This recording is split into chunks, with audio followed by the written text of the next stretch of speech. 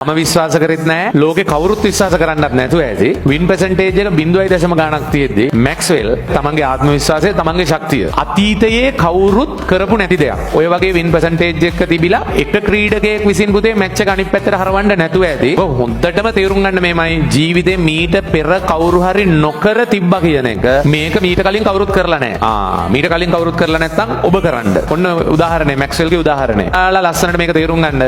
පුතේ මම හිතුවේ නැහැ මට ඉන්ටර්න් කරන ගමන් ක්ලාස් එකක් කරන්න පුළුවන් වෙයි කියලා. නමුත් ඒක අපි කරා. ලෝකේ කවුරුත් කලින් කරලා නැහැ කියලා තියෙන දේවල් ඔයා කරන්න උත්සාහ කරන්න. දැන් සමහර වෙලාවට අද වෙද්දී ඔබේ ලකුණු ප්‍රමාණය අඩු වෙලා තියෙනවා නම් ඒක අදින් වැඩි කරගන්න උත්සාහ කරමු. ඒකට ගන්න පුළුවන් උදාහරණයක් අර මැක්ස්වෙල්. මම ජීවිතේට අහලා තිබ්බේ නැහැ පුතේ කිසිම පන්තියක් හවස 6:00 ඉඳන් මුළු රැයක් එළි වෙනකන් කරනවායි කියලා. මම අර හොස්පිටල් එකේ යන කාලේ මට වෙන කරන්න දෙයක් තිබ්බේ නැහැ. හොස්පිටල් ගිහලා ඉවර වෙලා 6ට විතර පන්ති පටන් ගන්න රෑ 10ට විතර ඉවර කරන්න බෑ ළමයින්ට යන්න බස් නැහැ. ඉතින් 6:00ට පටන් ගත්ත පන්තිය ඉවර කරන්නේ පුතේ පාන්දර 5:00ට. අවම වශයෙන් ළමයි හිටපු දවසෙත් පුතේ අඩුම තරමේ ළමයි 500ක් 600ක් පන්තියේ හිටියා. හැබැයි පුළුවන් තරම් විශ්වාසය හදාගෙන පුළුවන් තරම් ටිකෙන් ටික වැඩ කරන්න. වැඩ කරොත් පුතේ ඒක බැරි වෙන්නේ නැහැ.